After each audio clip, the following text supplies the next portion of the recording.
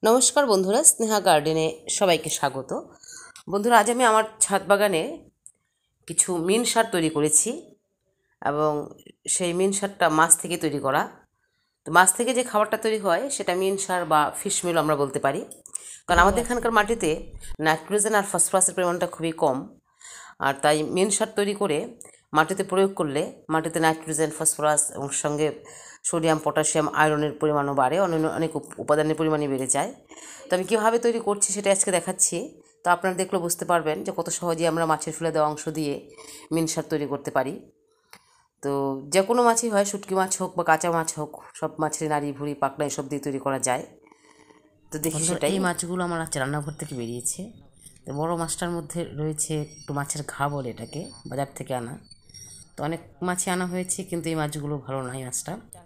তো এটা আমি গাছের খাবার হিসেবে ব্যবহার করব, মিন সার হিসাবে ভটকন পদ্ধতিতে দেব। তো যাচ্ছি ছাদে।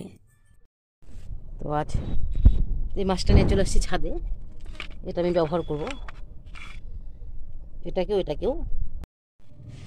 বন্ধুরা, আমি মিন সার তৈরি করব, তার জন্য একদম খুব কম পয়সা এগুলো বাজার থেকে কিনে এনেছি। এখানে 20 টাকার মাছ।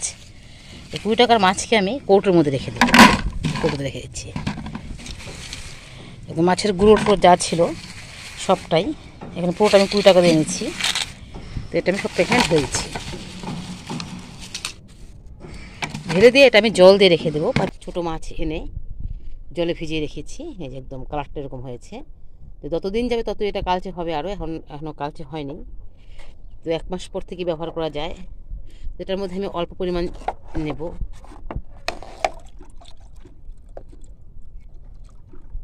এতটুকু নিলাম। আবার এটা ঢাকনা দিয়ে আরও জল ভর্তি করে রেখে দেবো, যে কালারটা এরকম হবে, পাতলা হবে একদম। তারপর তো একটা গাছই ব্যবহার করব। আরেক রকম বানানো আছে, সেটা একটু দেখাচ্ছি। তো এই যে আরেক ধরনের মাছের খাবার, এটা আমি কিনে এনেছি বাজার থেকে, যারা শুটকি মাছ বিক্রি করে তাদের কাছ থেকে এনেছি। এটা পুরো মাছের আঁশটে এবং মাছের মাথাটাও রয়েছে। এটার মধ্যে শুধু যে নাইট্রোজেন রয়েছে তা না, সমস্ত প্রাণীজ খাবারের মধ্যে নাইট্রোজেন থাকে, কিন্তু এটার মধ্যে সোডিয়াম, পটাশিয়াম, আয়রনের মাত্রা অনেক রয়েছে। তো আমরা যারা টব বাগানি, ছাদে যারা টবে গাছ করি, তাই আমরা যদি একটু টবের মধ্যে ব্যবহার করি, তো নাইট্রোজেনটা গাছ অনেক দিন পর্যন্ত পায়। কারণ সবজির খোসা থেকে যে নাইট্রোজেন পায় সেটা খুব তাড়াতাড়ি শেষ হয়ে যায়। আর মাছের খাবার থেকে যে নাইট্রোজেনটা পায়, মাছের খাবার বা হাড়গুঁড়ো, শিংকুচি, ওদের মধ্যে নাইট্রোজেনটা অনেক দিন পর্যন্ত থাকে। তো এই যে একটা নাইট্রোজেন যুক্ত খাবার, এটা রোদ্রে শুকিয়ে ভালো করে আমি গাছের গোড়ায় ব্যবহার করি। একটু ভেজা ভেজা আছে, রোদ্রে শুকাবো এটা ভালো করে। আরেকটা হচ্ছে এটা, এরকম প্যাকেটের মধ্যে বা বস্তার মধ্যে আমরা যদি, বা কোনো বালতির মধ্যে বা কৌটোর মধ্যে মাটি দিয়ে 1 লেয়ার মাছের আঁশটে বা মাছের মাথা, এগুলো যদি আমরা দিয়ে রেখে দিই সুন্দর করে প্রায় 1 মাসের মতো, তো এটাও একটা ভালো খাবারে তৈরি হয়। যেমনটা আমি একটা প্লাস্টিকের মধ্যে ছোটো মাছের মাথা, মাছের নাড়ি, ভুঁড়ি, আঁশ, কানকো যা থাকে আর কি ফেলে দেওয়া অংশগুলো, সেগুলো আমি মাটি দিয়ে রেখে দিয়েছিলাম। এটা ঠিক এরকম হয়েছে। এটা 1 মাস 1.5 মাস হয়ে গেছে এটা রয়েছে। এই দেখুন মাছের, এই যে এগুলো একদম সব পচে গেছে, একদম পচে একদম শুকিয়ে একটা ভালো উন্নত মানের খাবার তৈরি হয়েছে। ছোটো মাছের মাথা ছিল এটার মধ্যে, আর ফুলকো ছিল। এই যে মাছের মাথাগুলো একদম কালচে হয়েছে একদম। এটা 1 মুঠো 1 মুঠো করে প্রত্যেকটা গাছে আমরা ব্যবহার করতে পারি, প্রত্যেকটা টবের মধ্যে দিতে পারি আমরা। তো বিভিন্নভাবেই মাছের খাবারকে আমরা ব্যবহার করতে পারি, মিন সারকে। এভাবে মাটিতেও তৈরি করতে পারি, বা এরকম বাজার থেকে কিনতে পাওয়া যায়। আর লিকুইড ছোটো মাছ এনে আমরা যদি জল দিয়ে ভিজিয়ে রাখি, সেটাও লিকুইডের হয়, এই যেটা। আর এটাই ভটকন পদ্ধতিতেই দেবো আজকে। মাটিতেও তৈরি করতে পারি, কিন্তু আমি ভটকন পদ্ধতিতে দেবো এটা। আর এটা আমি জল দিয়ে ভিজিয়ে রাখবো, এই মাছের মাথাটা। তো এটাকে দিয়ে নিই, এটার মধ্যে জলের মধ্যে এতটুকু মিশিয়ে দিয়েছিলাম, এটা গাছের গোড়ায় দিয়ে তারপরে এটা আমি জল দিয়ে ভিজিয়ে রাখবো এটার মধ্যে আবার, বা কোনো ড্রামের মধ্যে ভিজিয়ে রাখতে পারি। তো এখন এটা আমি নিয়ে যাচ্ছি গাছে, একটু ব্যবহার করে দেখাই। যেমন এখানে লঙ্কা গাছগুলো রয়েছে, এই যে লঙ্কা গাছটা, একটু পুটুলি বাঁধা খাবার দিয়েছিলাম, এর ভিডিওটা আছে দেখবেন। তো গাছটা কত সুন্দর গ্রোথ হচ্ছে। তো এটার মধ্যেও আমি এই খাবারটা দিয়ে দিতে পারি, সব গাছই দেওয়া যায়। তাই নতুন রোপণ করেছিলাম, এটাতে দিচ্ছি। তারপরে এই যে একটা গাছ, লঙ্কা গাছ বস্তার মধ্যে করা, অনেক বড় হয়েছে, এখানে দিলাম। তারপরে এদিকেও আছে, এখানে একটা লঙ্কা গাছ আছে, যে এই যে একটা, এগুলো তো সবগুলোতেই আমি দিয়ে দিব, অল্প অল্প করে দিয়ে দিব। এখানে টবের মধ্যেও আছে, একটু লঙ্কা গাছ আছে, লেটুস গাছ আছে, এখানে দিয়েছি একটু।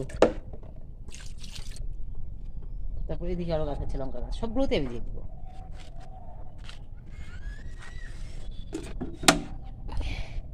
তারপর কচু লাগিয়েছিলাম, যে কচু গাছটা, একটা বথুয়াশালের গাছ হয়েছে, আবার একটা উচ্ছে গাছ হয়েছে, এটার মধ্যে ফুল আসছে উচ্ছে গাছটাতে, এটাতেও আমি দিয়ে দেবো, পুরোটাই দিয়েছি।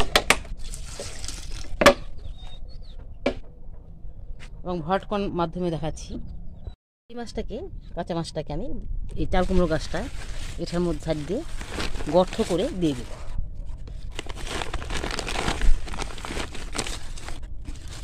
এই সাইড দিয়ে দেবো, তো গাছের বৃদ্ধিটা ভালো হবে। এবং কুমড়ো গাছ, লাউ গাছ, মিষ্টি কুমড়ো গাছের মধ্যে এই মাছের খাবারগুলো খুব ভালো হয়, এরা খুব বাড়ে তাড়াতাড়ি। এই জন্য গর্তটা করেছি এখানে, করে এখানে এক পিস দিয়ে দিচ্ছি আমি, দিয়ে মাটিতে ঢেকে রেখে দেবো, কোনো গন্ধ হবে না, কিচ্ছু হবে না, একদম নিচের দিকে চাপা দিয়ে দিলাম। এভাবে চাল কুমড়ো গাছটা দিয়ে দিলাম। বেডেও আমার গাছ আছে কিন্তু, সেখানেও বেডে একটা কাঁকড়োর গাছ হচ্ছে, এখানে এদিকে বেয়ে যাচ্ছে। এই সাইড দিয়ে গর্ত করে এখানে একটা মাছের খাবার দিয়ে দিব, তো বেডের মাটির উর্বরতা বাড়বে। এখানে একটা কচুর মুখী লাগিয়েছিলাম, বেগুনের চারাও আছে, একটা লাগিয়েছি, এগুলো এই যে এখানে আছে। তো এখানে একটু ফাঁকা করে এখানে একটা দিয়ে দেবো, এই জায়গাটাতে নাইট্রোজেনের পরিমাণটা বাড়বে এবং সোডিয়াম পটাশিয়ামের পরিমাণও বাড়বে। এখানে এখানে গর্ত করে এখানে এক পিস দিয়ে দিচ্ছি।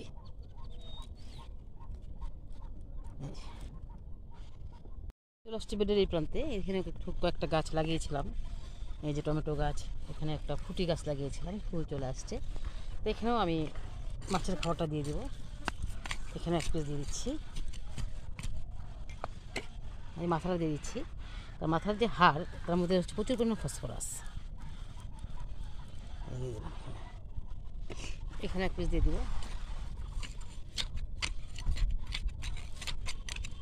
এদিকে যে গাছগুলো আছে এর উর্বরতা বৃদ্ধি পাবে, যেখানে শিম গাছ রয়েছে এখানে দিয়ে দিলাম,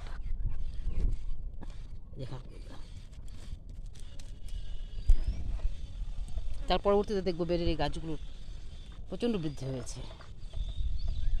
এখন হচ্ছে এই শুটকি মাছটা, এটাকে আমি, আর এই যে বালি দিয়ে তৈরি করেছিলাম, এটা পুরোটা একদম সুন্দর করে মিশিয়ে, কিচ্ছু নেই, সবটা একদম মিশে গেছে মাছের সঙ্গে। অনেক মাছের মাথা, ছোটো ছোটো মাছের মাথা, নাড়ি ভুড়ি, মাছের কান কইগুলো দিয়েছিলাম, সব মিশে গেছে একদম। এই খাবারটাও আমি এভাবে নিয়ে আমি বিভিন্ন গাছের গোড়ায় দেবো, তো নিয়ে যাচ্ছি। এখানে মুসাম্বি গাছটা প্রচুর কুড়ি আসছে, তো একটা কুড়িও ঝরবে না যদি মাছের এই খাবারগুলো দিই। অনেক কুড়ি আসছে, কত কুড়ি এই গাছের মধ্যে, প্রচুর কুড়ি, প্রচুর কুড়ি আসছে। এগুলো খাবারই দিচ্ছি, এই যে আরও। তো এটা আমি এখানে সাইডে গর্ত করে এখানে দিয়ে দেবো। এখানে দেওয়াই আছে বিভিন্ন ধরনের খাবার, সবই জৈব খাবার, এখানে দিয়ে দেবো, দিয়ে জল দিয়ে দেবো। তারপরে যে ফুল গাছ, ফুল আসছে সুন্দর, এগুলোতে দেবো, ফুল গাছগুলো তো সবগুলোতে দেবো, একদম বিনা খরচের খাবার, এটা কোনো খরচ পেনাতে। তারপরে প্যারা গাছটাতে দিয়ে দেবো, এটা কেজি প্যারা, যে ফুল আসছে, সুন্দর কুড়ি আসছে, আর অনেক কুড়ি আসছে। তো এই খাবারটা এই সাইড দিয়ে দেবো, একটা পুটলি বাঁধা খাবার দেওয়া আছে এখানে, তো এই সাইড দিয়ে দিচ্ছি। লিকুইডটাও দিব আরেকদিন। এখানে একটা প্যারা গাছ আছে, এটাতেও দিয়ে দিব। তারপরে ফুল গাছ, এগুলোতেও দেবো, সব গাছেই ব্যবহার করা যায় খাবারটা। আর মাছের এই খাবারটা এই কৌটোর মধ্যে রেখে, এটার মধ্যে রেখে রেখে জল দিয়ে মুখটা লাগিয়ে রেখে দেবো। তো জল দিয়ে দিচ্ছি, এটার মধ্যে জল দিয়ে দিচ্ছি,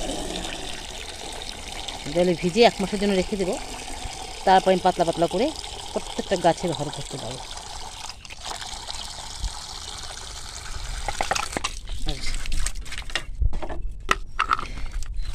এটাও ভরে রেখে দেবো, আরও ভরে রেখে দেবো। তারপর এটা মুখটা লাগিয়ে রাখছি এখানে, এটার মুখটা লাগিয়ে রেখে দেবো। মিন সার বানানোর জন্য আমি আরও কিছু মাছ খুঁজে রেখে দিয়েছিলাম, এটা স্ক্রিন করে নিয়ে এসেছি। এটার মধ্যে রয়েছে চিংড়ি মাছের খোসা, সব চিংড়ি মাছের খোসা, অনেকগুলো চিংড়ি মাছের খোসা।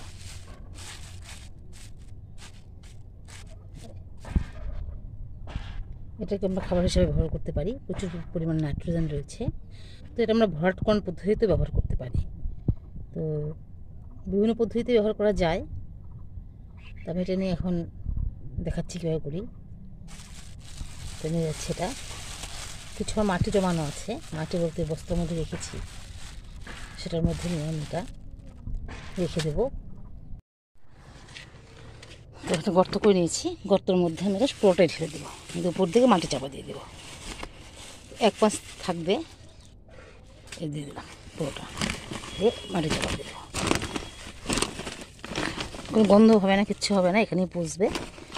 তার উপরে আরও মাটি দিয়ে যখন গাছ করবো, এখানে আবর্জনা দিয়ে রেখেছি, কলার খোসাও আছে, যে এই আরও কিচেন কম্পোস্ট সব শুকিয়ে গেছে। মাঝে মধ্যে জল দিই, তারপর এটার মধ্যে আমি গাছ রোপণ করবো, সেই গাছটা খুবই হেলদি হবে। এখানেই রাখছি, দেখা হয় পরবর্তী ভিডিওতে নতুন কোনো কিছু নিয়ে। আর আমার এই ভিডিওটা ভালো লাগলে সাবস্ক্রাইব করবেন, পাশে থাকবেন এবং বেশি করে শেয়ার করবেন।